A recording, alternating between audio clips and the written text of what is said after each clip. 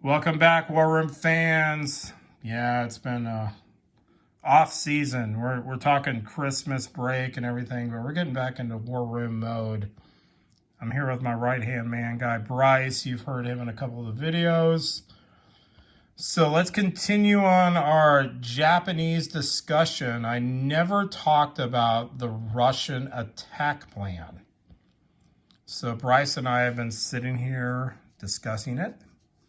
So it's going to be both of us are going to be talking on this. Different ideas. So I'm more of a conservative player. So if we're talking, let's just take the pressure right here. We're going to go on the northern front. We're going to go Russia, and we're going to pressure America. When you agree with that, Bryce? Yeah. It's a dual plan, okay? So the plan is, let's just go right at the heart of the matter. We're going to put the pressure on Moscow, and we're going to put the pressure on the United States so that they can't bring guys over to the German front. So here's what I'm thinking on our moves if we're going to do the conservative plan. Let me re-angle here a little bit. Okay. So if we're going to come in and we're going to be conservative, we're not going to do a J1 on them. We're going to do a J2. Okay. So the first move is we're going to take the 44th out here. Now we got to get some of our air power ready while the 11th can come up here into R16. So I don't need to move them, but I want to get the 12th off of Truk Island. So they're going to come up here and they're going to land in Japan or the Sakhalin Islands, whichever one you want to do. I mean, if you want to be like a finesse guy and really impress everybody, you land in the Sakhalins. Third move is, where's our other strap bomber? Oh, off of the Philippines. So we're going to bring these guys up too. So they're going to land up here on their move. So now we have the 14th, the 12th, and the 11th. And the 11th, 12th, and 14th are all consolidated. So that's 3 moves. Okay. What else can we do?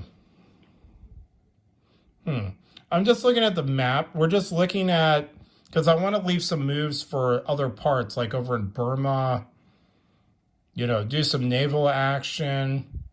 But that looks like a strong conservative opening move that only took three turns, or 3 actions, we'll call it, 3 commands. So we are definitely ready to go in on turn 2 up here into R16. Okay? Because remember, on the second turn, we got we could bring in the 62nd with the 44th, or actually to cover our bases, maybe if we wanted to, although it's kind of a weak move, you could move the 62nd here to put them in the 65th, consolidate, so that we can do a double opening attack move, okay? So we can attack both territories, although I think that's a wasted command. If you really wanted to do it, let's see, can we get the 77th off the Philippines? We can't. They can't get up there. So the only units that can really come up to support it would be like the 86th off of Okinawa or the 52nd off of Iwo Jima. You can dump them.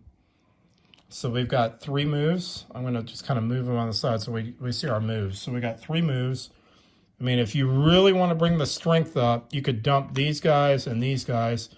So that's 5 moves. Okay. So you got 4 moves that you can do anywhere else on the map. Okay. So we're just focused in on the Russian plan.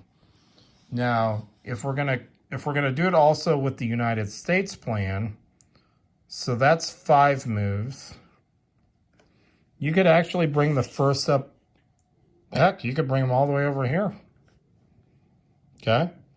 Surprise the Americans. Launch this AC into like the 31st or the 35th and just strafe. You're just trying to kill guys. You got them on edge. So this is 5, that's 6. 7th move, you bring these guys up here into P2, okay, out of P13. You're just dumping. You're not even worrying about down here. You're forcing America to respect what you're doing. So we've moved 5, 6, 7.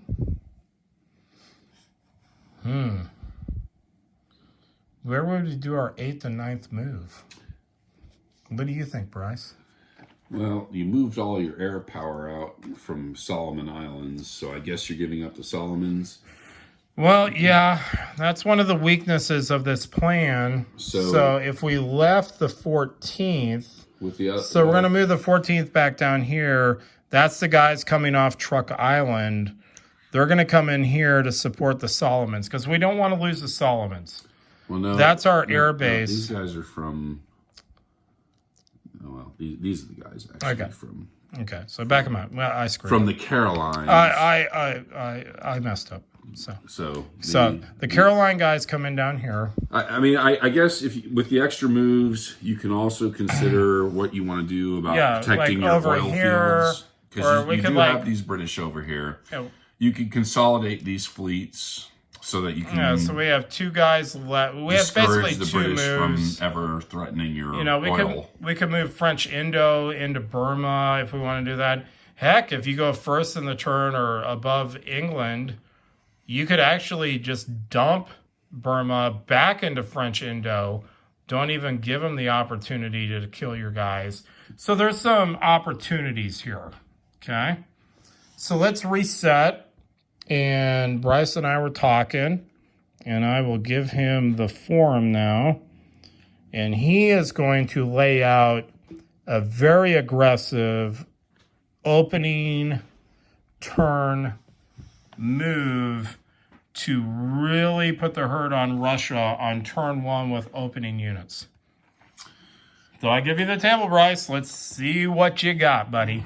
All right. Well, so my theory, and it's been played, I don't know, 3 or 4 games so far. My theory with Japan is that Japan has one of 4 choices in the game. And that is go after Russia, go after India, go after Australia, or go after America. Those are your 4 choices. Now, because you're moving at sea mostly, and you only have 9 moves, for the most part, you got to come up with an idea and stick with it. To change midstream usually is not going to lead to success. It might, but usually not. Now, since we're talking specifically about taking Russia, I think that honestly, you can take Russia on the first turn. It's aggressive. There are some risks. I'm not saying there aren't risks, but you take these 3 guys in here, back them up with some planes. You can also bring in this aircraft carrier. So basically they're going to fall. So we're talking, that's your opening 3 commands. That's 4 moves. No, because remember... 2 planes, 2 lands. No, you got the 65th, the 67th. Yeah, that's 11. No, this is a freebie because but this isn't. AC. Okay, so you're bringing up. Okay, so you're bringing up the 13th. 4 moves. This is a freebie. So I got 4 moves here. That's all I really need. Now, because I've broken the pact, I'm going to take 6 stress. I would prefer to not take the 7th stress, although honestly for Japan, going to labor and civil unrest isn't that big of a deal this early, but I would prefer to avoid it. How can I avoid it? Well, I really would like to not lose this battle, so I can bring in this for free. This will cost me a move. Now, the United States player usually reciprocates, but it's been my experience that this ends up, when they bring in their 15th and their aircraft carrier, this ends up contested. So I just don't want to lose the 1 stress point for losing Solomon Islands. If I lose it, bad luck, but it's not going to crush my strategy. So that's 4, 5 movement. Okay, I've got 4 movement left. It gets to how do you want to shore this area up? You've left Manchuria empty. Not too worried about this stack. Okay, you might say, well, wait a minute, this stack is still here. Well, if the Russians already moved it to here, actually, I like that because now I'm going to kill all the Russians in one battle. If they just left them here and they're threatening Manchuria, I'm not going to be too worried about that because I think the rational move of one of my 4 leftover moves is taking the 44th and putting it in P0. What does that do? That allows me in turn 2 to invade Manchuria if I have to, or back up my troops here against China and Britain. So that's going to be my next move for sure. That's going to leave, so you got 4 here, 1 here, 1 here, so that's 6. I got 3 more moves left. Usually I like to protect my backside with the 5th going over here and stacking with the 9th. Just to make sure that nothing happens with Britain trying to threaten my money islands here. But if you don't want to do that, you certainly have all sorts of planes in here you can move around. But the point is you've got some flexibility to guard against other things. For instance, you can move these 2 land units to here to threaten India, whatever your style is, okay? But the point in this particular opening gambit is to really take Russia out of the game in this theater, okay? And so this is probably where I would leave it. And again, if you want to bring more troops into the game, you have these 2 stocks as an option. But that's pretty much the 6 or 7 moves that I think are critical to the opening gambit. It's aggressive, yes, I get it. But I don't think it's overly aggressive to where it's like, oh, you know, Russia's got this massive counterattack. Certainly the United States can't really counterattack it. The only drawback, if you want to consider it that, is that Japan takes 6 stress, turn 1.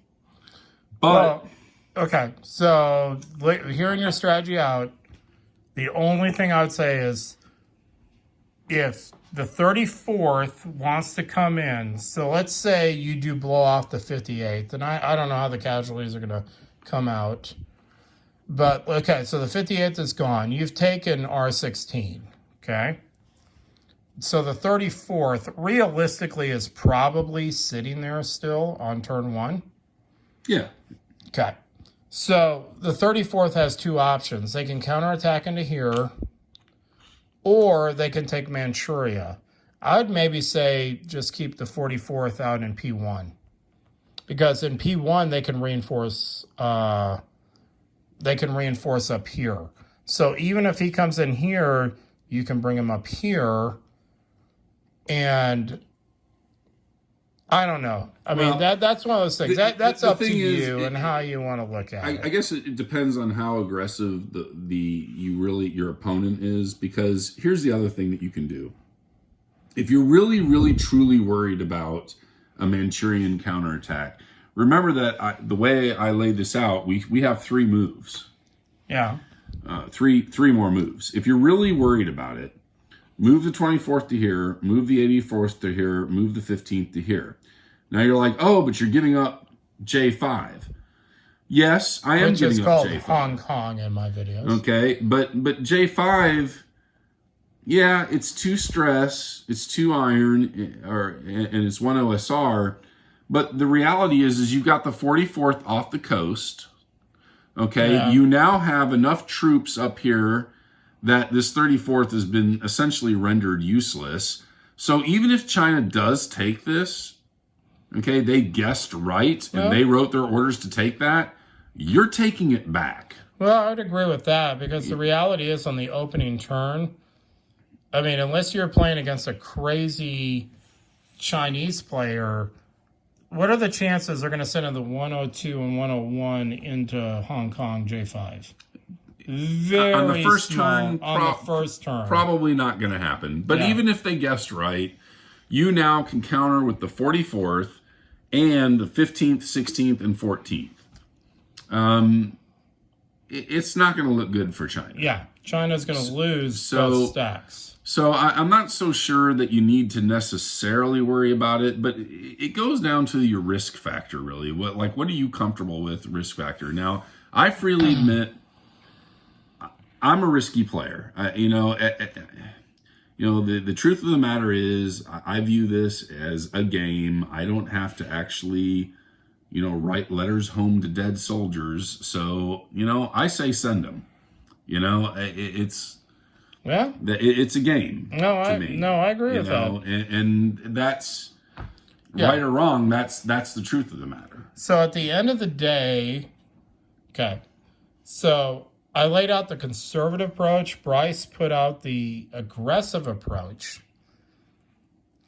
And the thing, though, is, guys, Japan and Germany need to conquer Moscow and London. They can lose Southeast Asia if you don't really threaten India too much, and they take it. It's gonna hurt you. You're gonna lose, what is that down there, 5 OSR? Go Crimea River. Over here in Anzac, they're still chilling, but is the UK player building 3 guys down in Anzac every turn? I don't know. That all depends on your players. The whole thing about it is that Britain has to actually make a choice. I mean, they can build 5 in India and 3 in Australia and 3 down in South Africa, way over there. So what's going on over here? Because now all of a sudden, I mean, they're going to have to start spreading builds out all over the place. Yeah. And so you just ignore the UK and you bring it onto Russia. And then also, as I was talking to Bryce, this Kamchatka R-17, notice here, this little tip is right here. Yep. You can put aircraft here. You can start hitting Alaska. Okay? This comes down to the crazy Japan Attack Plan 4. Let's bring it all to the United States. Well, it's not crazy. No, I'm not saying it's a crazy plan. It depends on what the Allies do. But it hinges on the Russian attack. Kevin and I have seen on some initial websites that America can just build all East Coast and just send everything to Germany. And yes, they can. But that puts pressure on Japan to do the right thing, because Japan could do the following. Japan could go here. They can bring these guys here. They can bring up more guys here. And so now, all of a sudden, you start looking at the board and you're like, well, wait a minute. What is Japan up to? What are they doing? They've got all this stuff over here. And before you sit there and say, well, wait a minute, now you've committed the Japanese, pieces and they're all out of place. Well, no, actually they aren't out of place, because if the Americans then say, oh, well, we're not going to do our all German, strategy because now we see this, then the Japanese can say, oh, well, we were just kidding. We're invading Russia. And it takes an extra turn, but now the Russian player's like, oh crap, now they're on our front doorstep. Then America's like, oh, okay, they were just kidding, we go back to Germany. Well, then then Japan's like, oh, well, no, actually we weren't kidding. Now we're in P3. And we're threatening U5, we're threatening Alaska, we're threatening Midway, and it's like, so the point is this, that I have a theory that Germany is the anvil, Japan is the hammer. Japan can't, if you just look at the winning rules of the game, which is essentially you got to take Moscow and Britain, because Eastern United States is never going to fall. So let's just take that out of the game. So you have to take Britain and Russia, okay, which strictly speaking means Japan can't actually win the game, okay? So what does Japan have to do? Japan has to kill as many Allied troops and tie as much of the Allies down as humanly possible. Okay, so and there, I feel free to dispute me, but I think Japan has to be a little on the aggressive side. They have to threaten the Allies in such a way that you can't just put all of your ally forces in on Germany and Italy with no repercussions at all. And so if America's just putting stack after stack after stack going after Europe, Okay, fine. Now I got guys in P3. So you're going to still go stack after stack after stack to Europe? Well, I'm taking Alaska next turn. You know, so that's my general theory about Japan. Yep. You got to go after it. I don't think, for instance, that China is necessarily important to Japan. You don't want China to have stacks to the ceiling, but you don't need to take these 5 territories from China. You don't need to knock China out of the game. You really don't. You just need to make sure China doesn't go crazy on you. But that's the Russian/American strategy. There are other strategies that we've considered, like with Australia and India. Okay, Bryce. Well, that was a very well said attack J3, or not J3, attack plan 3, which is the Russian gambit plan. No one can accuse me of not being fair and balanced, that I'm the only person speaking on this channel. Oh, and by the last game, I'm still waiting for America to come bail me out. Yeah, he's still bitching to me about how I screwed up America last time. Yep. And I realized about halfway through the video and made no effort to correct it that, yes, my gimbal here is all messed up. And I realize a third of the screen is covered. I apologize. But I think that's a solid, we have the aggressive plan that Bryce eloquently laid out, which I actually don't disagree with. Or my more conservative nature, where we build up for the turn 2 plan into Russia.